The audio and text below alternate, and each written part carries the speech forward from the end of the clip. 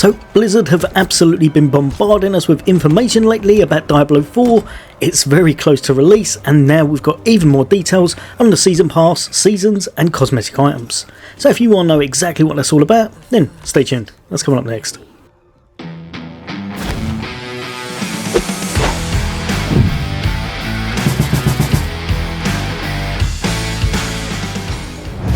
Welcome back everybody. Today we're going to be delving into a bit more Diablo 4. Obviously the server slam is just around the corner, and then the game will have its full release upon the 6th or the 1st if you've pre-ordered one of the higher editions. But we've got some more information to go over there, and honestly, every time they bring something out, I think the game's looking more and more promising. This time we're going to be delving into seasons, the season pass, cosmetic items, and what exactly the future is going to hold for Diablo 4 itself.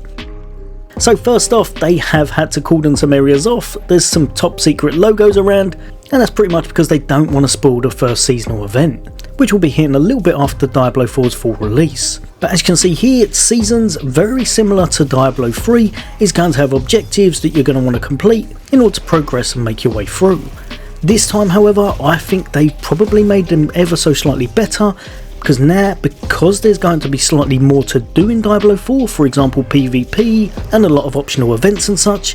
Now they've made it so that you don't have to complete everything in order to progress, you'll only have to complete a certain amount of your objectives. So if we have a look at the chapter rewards just on the left here, for this chapter you have to complete 7 of the 9 objectives in order to unlock these nice little rewards here. As you can see up the top, there's going to be the standard 4 chapters, and then there's going to be 3 ones after that as well. So what you could be doing is completing objectives in order to earn yourself some favour and progress through all of these season chapters. Now if we jump across to the next image, we're going to be taking a look at the battle pass. This, to me, looks absolutely amazing. It's very similar to things we've seen in other games, so they're definitely not reinventing the wheel, but what they are doing, they're doing very well. Not only do the cosmetic items look absolutely amazing, it seems that you can get quite a few free ones, so even if you don't want to be paying for the seasonal battle pass, you'll definitely still be unlocking some rewards by playing through each of the new seasons once they're out. Now from their live stream yesterday, we now have a lot of information, almost all of it in fact, and we now know that there's 3 different levels to the battle pass. There's going to be the free stage, which allows you to get 27 tiers of free goodies as you're progressing through. Then you're going to have the premium, which they're saying is around about $10 US, and this is going to allow you to work towards and obtain all of the 90 rewards that the battle pass has up for grabs. Then finally there's the accelerated option, and this is $25 US, which again is going to allow you to make your way through and obtain all 90 of those rewards, but this time at a slightly accelerated rate because you get 20 level skips at the start. Now I know there'll be a lot of people out there saying, oh no, microtransactions, it's going to ruin the game.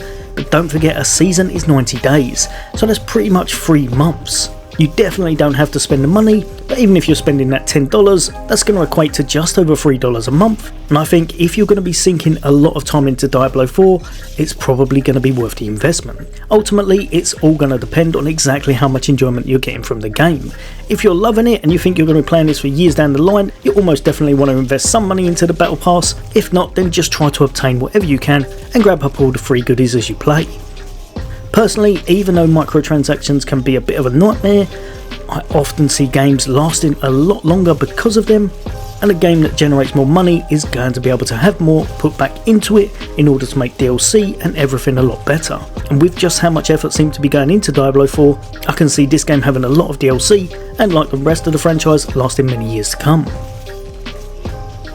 Now another thing they wanted to go over was going to be your seasonal blessings. These can be acquired as you're going up in your tiers and can be purchased through a new form of currency you'll be earning called Smouldering Ashes. And they're going to allow for some kind of overall boost to your journey, whether it be from XP from monster kills, extra boost to your gold rewards, or, like it says in the last one, boost to the duration of all of your elixirs. Now remember, there's going to be a lot of ways to personalise and make the characters truly your own, and one definite way is going to be through your cosmetic items. So they went ahead and showed us a few of the classes and some examples of what they've got in store for those. On the left hand side is what you're going to be able to currently equip in the game, and on the right hand side is going to be what you purchase from the in-store shop. Some of these look absolutely amazing and may want to make you part with your money. Remember, you will still be getting various cosmetics through the battle pass as well, so the shop will probably just be for the standout ones that you really like. The great thing about this, after seeing all of the pictures they've shown us, from the looks of it, sometimes the in-game ones actually seem to look a little bit better in my opinion, but they've done an amazing job on all of them, so it'll be down to personal preference. Now we're going to be looking at the Necromancer, and I think both of these armor sets look absolutely awesome.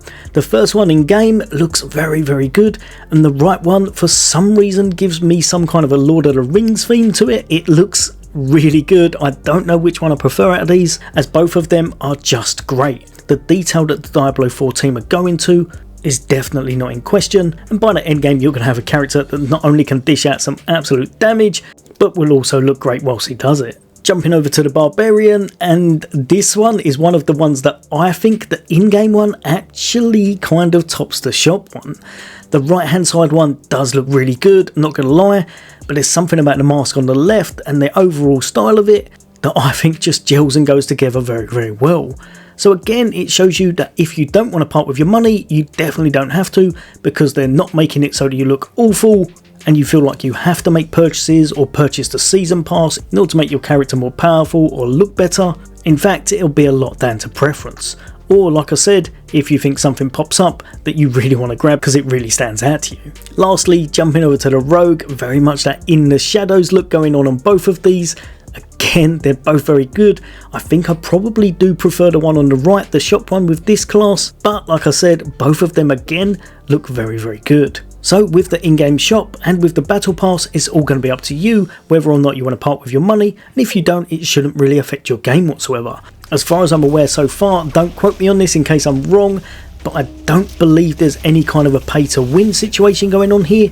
So it doesn't look like you're having any advantage from paying extra money or be able to boost your character's stats in any way. Looks like it's more so down to certain cosmetic and item reward as you progress through. They haven't given us all the details yet, so I may be wrong about that, but where there's PvP involved with this game, I think they'll probably have to border a fine line with their microtransactions, because in my eyes they definitely won't want to go down that path with Diablo Immortal, because this would almost definitely go down badly with the player base.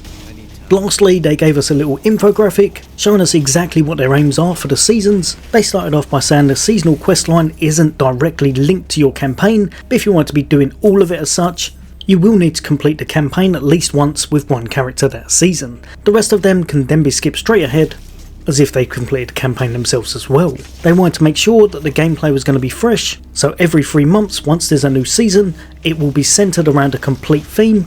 Say for example skeletons or zombies, or maybe something completely out there, but they're going to make sure that each season feels fresh and very unique. Long-term progression, let's face it, they know what they're doing with Diablo. The last ones have all been very successful and people are still playing them even to this day. One of the massive reasons for that is going to be the seasons, so they're going to want to make sure that this one is a surefire hit. Obviously each season, if you're going to be starting anew, you will have to reset your character and go through the campaign again, but the rewards that are going to be obtained within that are definitely going to be worth your time. Quality of life, they've gone ahead to say that they're going to be making this game better and better as they go, and they'll be planning to launch additional features and DLC further down the line, as well as make a lot of quality of life changes. And of course for your customization, like we've seen before, there's going to be plenty of cosmetics, plenty of ways to style your character to just what feels right for your playstyle. Lastly, for the aspirational challenges, this one is going to be them trying to chuck absolutely monstrous challenges at you. So whether it be a truly powerful nemesis, a tough world boss, or a really challenging dungeon, there's going to be something in each of these seasons that is going to test your mettle. Overall, from everything I've seen, every single time they bring out a new live stream or anything where they're showing a bit more of the Diablo world to us, it seems to be moving the game forward in leaps and bounds. Let me know in the comments, what do you all think? Obviously there's Server Slam starting from tomorrow, so not if you like myself will be playing that. Let me know in the comments, what do you think of the season pass, what do you think of seasons in general, and what class are you going to be maining as soon as the game's full release. And as always, take care, I'll see you on the next day.